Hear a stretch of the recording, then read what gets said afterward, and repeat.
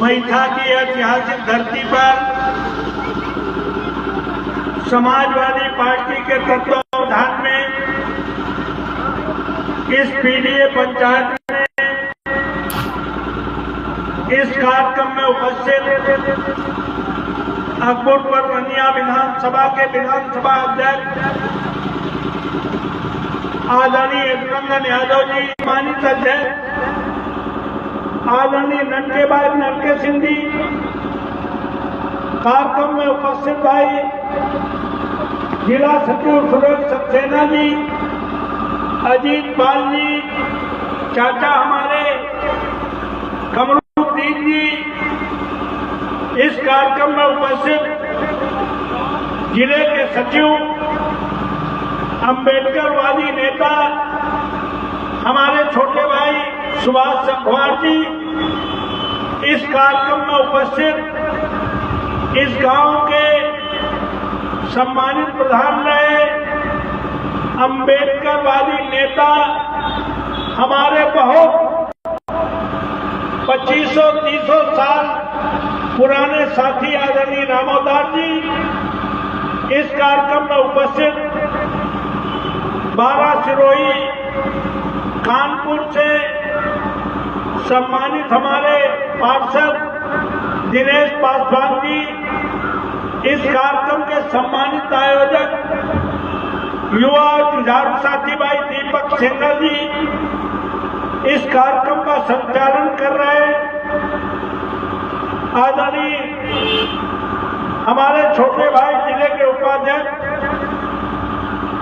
भाई अमर सिंह पाल जी, और इस कार्यक्रम में ही नहीं समाजवाद की अलग को, अम्बेडकरवाद की अलग को, बुद्ध के उस ज्योति को बढ़ाने में दिन रात काम कर रही अपने गायन के माध्यम से हमारी बहन आदरणीय शकुंतला कमल जी, उनके साथी बालक कलाकार साथी, और सामने आए हमारे बड़े पैमाने पर पिता बुजुर्गों, नौजवान दोस्तों, प्यारे बच्चों, मैं सबसे पहले इस कार्यक्रम के आयोजक साथी को इस कार्यक्रम के आयोजन के लिए समाजवादी पार्टी की ओर से, मंच की ओर से उस साथी का हार्दिक स्वागत करता हूं, और मंच की ओर से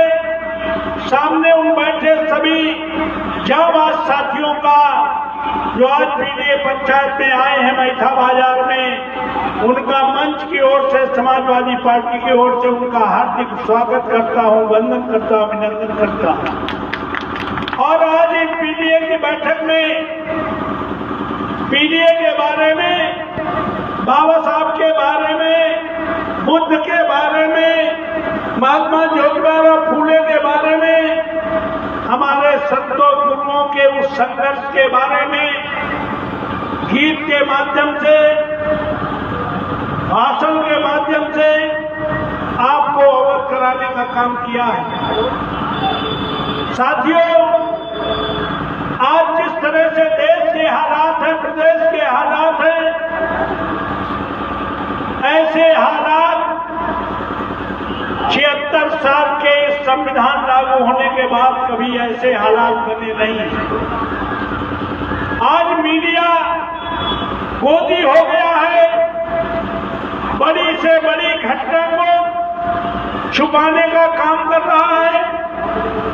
कुंभ जैसे आयोजन में जो हमारे मीडिया के लोग, जो सोशल मीडिया के माध्यम से आया है कि हजारों लोग अब तक इनरोल करा चुके हैं कि हमारे परिजन खोए हुए हैं, उस बात को भी मीडिया और सरकार बताने में आनाकानी करने का काम कर रही है। साथियों, मैं कहना चाहता हूं, अभी हाल ही में देश की सबसे बड़ी पंचायत में इस देश के सम्मानित गृह मंत्री आदरणीय अमित शाह ने जिस तरह से बाबा साहब का अपमान करने का काम किया, और उस अपमान के बदले में जब इंडिया गठबंधन ने पार्लियामेंट में धरना प्रदर्शन करने का काम किया, माफी मंगवाने के लिए दबाव बनाने का काम किया, इस्तीफा मांगने का काम किया, तो फर्जी धक्के में बीजेपी का सांसद घायल हो गया। राहुल गांधी के खिलाफ दिल्ली में मुकदमा कायम कराने का काम कर दिया। अभी हाल ही में इस देश के आरएसएस प्रमुख आदरणीय मोहन भागवत ने कहा कि ये आजादी 1947 में नहीं मिली, ये संविधान 26 जनवरी वाला संविधान गलत है। असली आजादी तो हमें उस दिन मिली जिस दिन राम मंदिर का शिलान्यास हुआ। ये करोड़ों उन लोगों की कुर्बानियों को, उनके त्याग को, उनके बलिदान को नकारने का काम कर रहे हैं, संविधान को नकारने का काम कर रहे हैं। आरएसएस का संविधान और हजारों साल पुराना सनातन का मनु का संविधान लाने का प्रयास कर रहे हैं।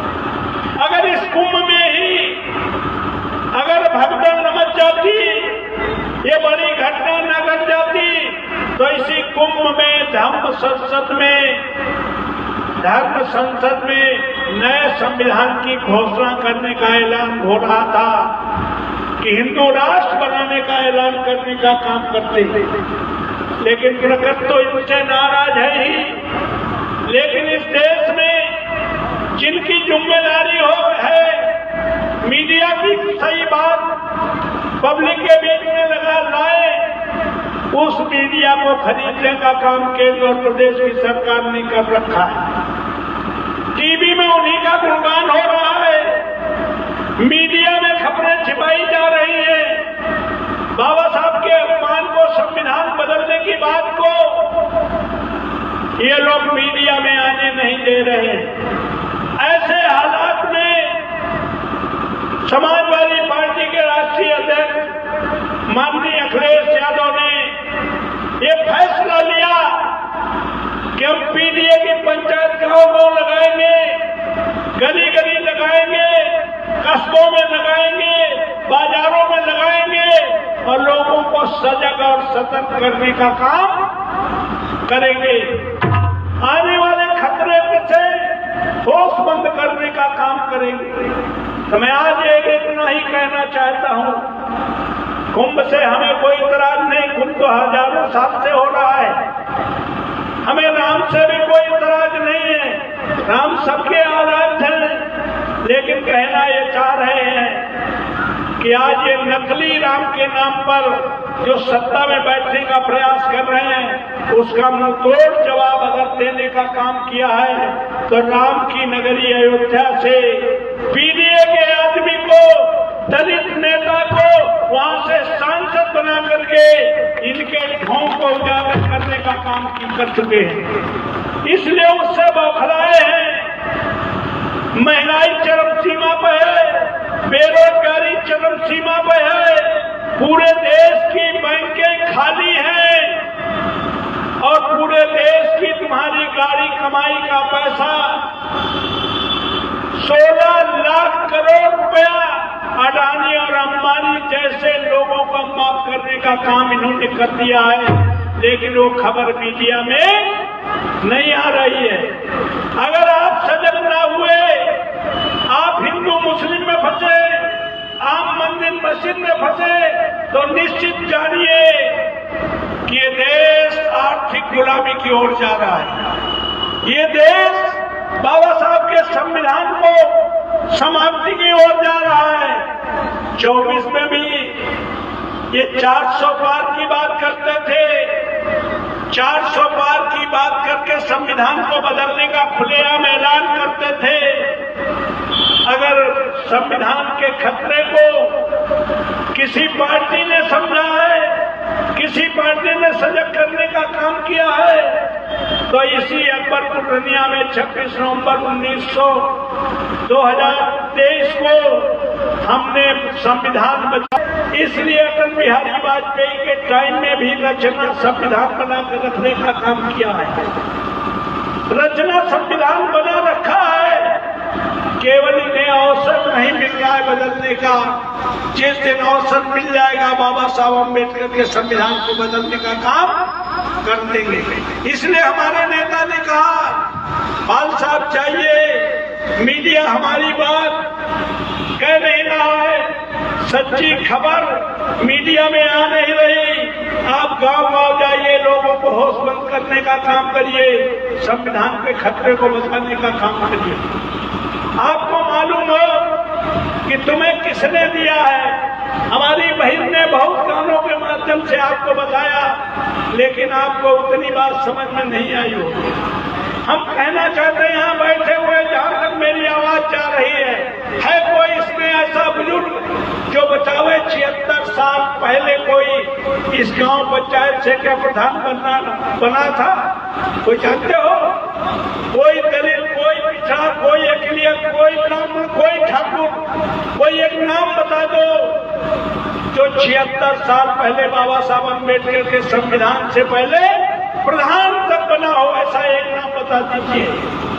बाबा साहब अम्बेडकर ने पूरी जिंदगी संघर्ष करने के बाद इस देश के सामने अपने काबिलियत का रोल मनवाने के बाद बाबा साहब को जब संविधान बनाने का अवसर मिला, जब देश की आजादी की लड़ाई लड़ी जा रही थी, तो अंग्रेजों ने एक टीम बनाई और टीम को भेजा कि जाइए अंग्रेजों की टीम सर्वे करे कि अगर देश को हम आजाद कर देंगे तो भारत के लोग नाकाबिल हैं, कम पढ़े लिखे लोग हैं, ये देश को चलाएंगे कैसे? जरा पता करके तो देखो इनमें करंट है कि ऐसे है।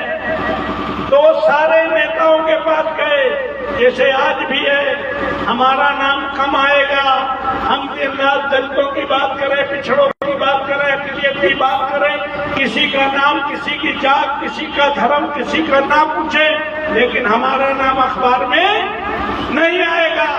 तो ऐसे बाबा साहब अम्बेडकर देश का संविधान बना रहे थे।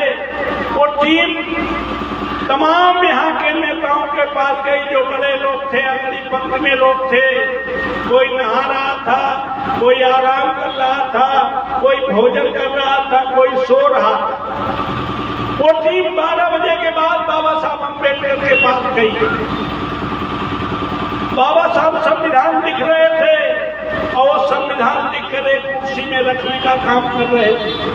अंग्रेजों की टीम गई, उन्होंने कहा, बाबा साहब नेहरू सो रहे, गांधी सो रहे, मालवीय सो रहे, सुभाष सो रहे, आप जग रहे हैं। तो जानते हो बाबा साहब अम्बेडकर ने क्या कहा? बाबा साहब अम्बेडकर ने कहा कि उनका समाज जग रहा है, इसलिए वो लोग सो रहे हैं, हमारा समाज सो रहा है, इसलिए हम जगने का काम करते हैं। अंग्रेज पढ़े लिखे थे, उनके समझ में आया कि एक अकेला आदमी पूरे देश के लोगों को जगाने के लिए, जगने का काम कर हिम्मत रखता है, तो निश्चित तौर पर समाज जगेगा, और समाज जगेगा तो हमें देश को छोड़कर जाना पड़ेगा। बाबा साहब से दूसरा सवाल किया कि इस देश को चलाएगा कौन? बाबा साहब अम्बेडकर ने कहा, इस देश को कोई व्यक्ति नहीं चलाएगा। इस कुर्सी पर इस संविधान के अनुसार जो भी काम करेगा वही इस देश को चलाने का काम कर लेगा। आपको मालूम है, अगर इस देश में डॉक्टर अम्बेडकर नहीं पैदा होते तो राजा रामपाल जो तुम्हें एमपी बनकर 2 बार यहाँ से एमपी बनाने का आप लोगों ने काम किया है, इस बार भी बड़े पैमाने पर साथ देकर के दुनिया विधानसभा से लगभग 30,000 की लीड देने का काम किया है। उन सभी साथियों का मैं मंच की ओर से उनका हार्दिक स्वागत वंदन अभिवंदन करता हूँ। तो बाबा साहब अम्बेडकर अगर ना पैदा हुए होते तो राजा रामपाल प्रधान बनने का सपना भी नहीं देख सकते थे, लेकिन लोग समझते हैं कि ऐसा बाबा साहब ने क्या कर दिया जो प्रधान नहीं बन सकते थे। बाबा साहब अम्बेडकर के सामने 3 शर्तें रखी गई कि हमारे सामने अगर सबसे बड़ी चुनौती है तो काबिलियत की चुनौती है। अंग्रेज काबिल थे इसलिए 250 वर्ष राज किए, इसलिए काबिल लोग वोट डाले, काबिल लोग देश चलावे। तो काबिल कौन लोग थे? बाबा साहब के सामने शर्त रखी गई तो आज भी कौन काबिल समझे जाते हैं? उन्होंने कहा जो कम से कम बीए पास। उस समय 47 में बीए पास अगर ढूंढते तो क्या किसी तुम्हारे गांव में कोई बीए इंटरमीडिएट पास था? बाबा साहब ने कहा दलितों को, पिछड़ों को तो पढ़ने का हक नहीं है। अगर ये नियम पास हो गया तो हमारे समाज के प्रधान बनने का सपना नहीं देख पाएगा। बाबा साहब के सामने दूसरी शर्त रखी गई, वोट देने का अधिकार उनको हो जो जमींदार हो तो 250 बीघा जमीन हो। बाबा साहब ने सोचा कि हमारा समाज तो ज्यादातर भूमिहीन है, अगर ये भी नियम पास हो गया तो हमारे समाज का कोई भी व्यक्ति प्रधान बनने का सपना नहीं देख पाएगा। बैठो भाई। तो तीसरी शर्त इनके सामने रखी गई कि वोट देने का अधिकार उनको हो जो मिल मालिक हो, फैक्ट्री मालिक हो। बाबा साहब ने कहा कि हमारे समाज के पास आटा चक्की भी नहीं है, अगर ये भी नियम पास हो गया तो फिर हमारा समाज प्रधान बनने का सपना नहीं देख पाएगा। ये 3 शर्तें मानने के पीछे अगर बाबा साहब अम्बेडकर कहते कि हमें प्रधानमंत्री बना दो, हम तीनों शर्तें आपकी मान लेंगे, तो बाबा साहब अम्बेडकर तो प्रधानमंत्री बन जाते, फिर राजा रामपाल प्रधान बनने का सपना भी नहीं देख पाते। बाबा साहब अगर कहते कि हमें इतना पैसा दे दो कि हम देश के नंबर 1 के अमीर हो जाएं, बाबा साहब तो देश के नंबर 1 के अमीर हो जाते, लेकिन फिर दलित और पिछड़े समाज का कोई भी आदमी प्रधान बनने का सपना नहीं देख सकता। जो बाबा साहब पैसे से नहीं बिके, पद से नहीं बिके, और भारत में उन्होंने किसी भी जात धर्म में पैदा होने वाले आदमी को रानी और महारानी के वोट की कीमत बराबर करके उन्होंने कहा कि आज के बाद हमने तुम्हें भारत में किसी भी जात धर्म के आदमी को प्रधान से लेके प्रधानमंत्री बनाने का, और जिनमें हिम्मत हौसला होगी, चाहत होगी, वो प्रधान से लेके प्रधानमंत्री बनने तक का अधिकार देने का काम कर दिया। मेरे समाज के लोगों, तुम अगर इकट्ठे हो जाओ कोई बात नहीं, लेकिन इसको पीछे ढकेलने का काम ना करें। आज 76 साल बाद भी करोड़ों लोग अन्न के भंडार होने के बावजूद भी करोड़ों लोग भूखे सोने का। सारे जहां से अच्छा हिंदुस्तान हमारा, सारे जहां से अच्छा भारत था, सारे जहां से अच्छा भारत हो सकता है, सारे जहां से अच्छा भारत बनाने का हमें संकल्प लेके जाना है। उस संविधान को आरएसएस के लोग, भारतीय जनता पार्टी के लोग बदलना चाहते हैं, और इसकी अगर कोई लड़ाई लड़ रहा है तो इंडिया गठबंधन लड़ रहा है। और उत्तर प्रदेश में अगर सामुदायिक ताकतों को कोई मुंह तोड़ जवाब देने लायक हैसियत लगता है, उस नेता का नाम अखिलेश यादव, उस पार्टी का नाम समाजवादी पार्टी है, दूसरा कोई नेता नहीं है। तो मैं ये कहना चाहता हूं कि अगर बाबा साहब बिक गए होते, बाबा साहब पद से बिक गए होते, पैसे से बिक रहे होते, तो क्या आज कोई नेल्सन मंडेला होता जो हमें पूरे लोगों को वोट का अधिकार देते, बराबर का हक देता? लेकिन नहीं, हम पंचायत चुनाव में हमारे समाज के लोग गुमराह हो जाते हैं। क्या कहते हैं? कच्ची दारू कच्चा वोट, पक्की दारू पक्का वोट, मुर्गा दारू गवाई, घर वाले का वोट दे और नगद पैसा। कहते कि नहीं कहते? अरे पंचायत चुनाव छोड़ो, विधानसभा जिला पंचायत में सब में बिकने का काम करते हो, कब होश में आओगे? अगर ऐसे मुर्गा दारू करते रहे तो हम फिर हजारों साल पुरानी उस गुलामी में चले जाएंगे जिस गुलामी में इंसान तो तालाब में पानी पी, जानवर तो पानी पी सकता था लेकिन इंसान को तालाब में घुसने की इजाजत नहीं थी। इसलिए आप लोगों से कहने आया हूँ, विनम्र निवेदन करने आया हूँ। ये मैं इसलिए नहीं बता रहा हूँ, अब सजग हो, सतर्क हो, होश में आओ। ये लोग पद से, पैसे से, पावर से सारे नेताओं को जेल में डालने का डर दिखा करके अपनी ओर करने का काम कर रहे हैं। ये लोग अपने पावर का इस्तेमाल करके सबको डराने का काम कर रहे हैं। बिना डरे इनको अगर मुंह तोड़ कोई चुनौती दे रहा है तो इंडिया गठबंधन दे रहा है, राहुल गांधी दे रहे हैं और अखिलेश यादव देने का काम कर रहे हैं। तो हम अब दलित, पिछड़े, अकिलियत और सर्वहारा वर्ग के वो लोग जिनको ये पता नहीं है अगर संविधान बदल जाएगा तो पंडित जी भी प्रधान बनने का सपना नहीं देख पाएंगे, ठाकुर साहब भी प्रधान बनने का सपना नहीं देख पाएंगे।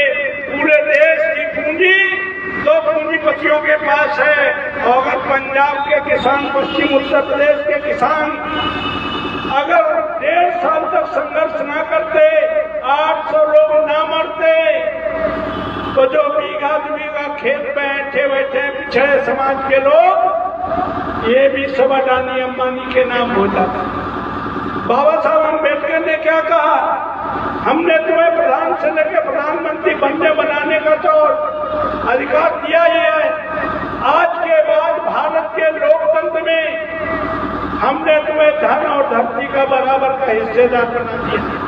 बाबा साहब अम्बेडकर ने धन और धरती का बराबर का हिस्सेदार बना दिया और हम 76 साल बाद अपने पिता के नाम जो जमीन है, जो पिता का मकान है उसे अपना समझते हैं और ये सड़क जो बनी है उसको सरकारी समझते हैं, बिजली सरकारी, नहर सरकारी। अगर तुम इकट्ठे हो जाओ, पीडीए के लोग इकट्ठे हो जाएं, तो इस पार्लियामेंट में ऐसा कानून बन सकता है कि तुम्हारे देश में समस्त घरेलू आय से होने वाली जो इनकम है उसमें बराबर का बंटवारा हो सकता है। तो इसलिए आप लोग उसको सजग करने आए हैं, सतर्क करने आए हैं। और समाजवादी पार्टी ने गांव-गांव जाकर के दलितों को, पिछड़ों को, अकिलियत के साथियों, सब बराबर के लोगों को इकट्ठा करके यही संदेश देने का काम कर रही है कि जगो, ये सांप्रदायिक ताकतें तुम्हारे उस संविधान को बदलना चाहती हैं जो संविधान तुम्हें 26 नवंबर 1949 को स्वर्णिम युग की शुरुआत करने का काम किया था कि कोई भी जात धर्म का आदमी इस देश की सबसे बड़ी कुर्सी पे बैठ सकता है। इतने बड़े अधिकार का देने का काम किया जो द्वापर में नहीं हुआ, त्रेता में नहीं हुआ, सतयुग में नहीं हुआ। वो काम बाबा साहब अम्बेडकर ने 26 नवंबर 1949 को आपको अधिकार देने का काम किया है। उस संविधान को बचाने के लिए आज आपको संकल्प लेके जाना है और उस संविधान को बचाने का अगर कोई काम कर रहा है तो दो ही पार्टी है, इंडिया गठबंधन है, माननीय अखिलेश यादव जी है। तो इसलिए आप लोगों से निवेदन है कि अब जागो, आज संकल्प लेके जाओ कि हम हाट में, बाजार में, छठी में, तेरही में, बरसी में, शादी में लोगों से बात करेंगे कि अब हमें बंटने की जरूरत नहीं है। अब हमें दलित, पिछड़े इकट्ठे होकर गांव की नाली, खरंजा, मेड़ की लड़ाई में नहीं फंसना है।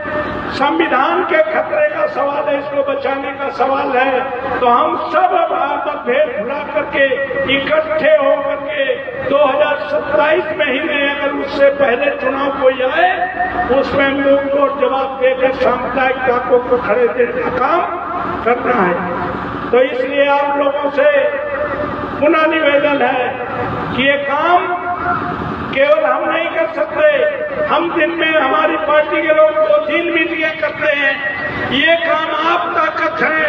आप जब इसको बीड़ा उठाने का काम करेंगे कि हम किसी भी तरह से सांप्रदायिक ताकतों पे बाबा साहब अम्बेडकर के संविधान से छेड़छाड़ करने के लिए बर्दाश्त करने का काम नहीं करेंगे। क्यों भाई, बर्दाश्त करोगे संविधान बदल जाए? क्यों भाई? इसके लिए जरूरत पड़े तो हम सड़कों पर उतरेंगे। अभी तो लोग तमाम कर रहे हैं कि पीडीए की पंचायत है, वो हमें देख न ले। कौनो प्रधान अपनी प्रधानी बचा रहा है, वो अपना दुकान बचा रहा है, मकान बचा रहा है। तो अब डरने की जरूरत नहीं है, बचने की जरूरत नहीं है। अब तो डट कर मुकाबला करके अपने अधिकार को सुरक्षित करने की आवश्यकता है। इसलिए आप लोगों से निवेदन है कि आओ सब हम मिलकर के सब में भाईचारा बना करके, इसके लिए बाबा साहब अम्बेडकर ने कहा था ये दलित समाज के लोग, पिछड़े वर्ग के लोग, अखिलियत के लोग, सर्वहारा वर्ग के लोग आपस में खान पान न करें, कोई बात नहीं, रोटी बेटी का संबंध न करें, कोई बात। जात जैसी कोई चीज है नहीं, जात जैसी कोई चीज है नहीं। ये काम जो काम थे वही कौम बन गए। क्या थे? तब हमें पढ़ने का अधिकार नहीं था, तब हमें प्रधान से लेकर प्रधानमंत्री बनने का अधिकार नहीं था, जब संविधान में नहीं था। ऑस्ट्रेलिया से नहीं, भारत में किसी भी जात धर्म के आदमी का उसका खून चढ़ जाएगा कि नहीं चढ़ेगा? तुम्हारा अगर परिवार का सदस्य बीमार होता है और डॉक्टर कहता है 4 बोतल खून चाहिए, और तुम्हारे घर वाले का खून और दलित का भी आईएएस हो जाता है, तो किसी भी बिरादरी में आईएएस की लड़की शादी हो जाती है कि नहीं हो जाती? क्यों भाई? अगर डॉक्टर है तो डॉक्टर से करता है कि नहीं? इंजीनियर से कर रहा है। तो अब क्या है? पहले कास्ट थी, पहले जात थी, अब क्लास है। तो बाबा साहब को जानते थे कि कास्ट नहीं है, कोई जाति जैसी। जय भीम, जय भारत।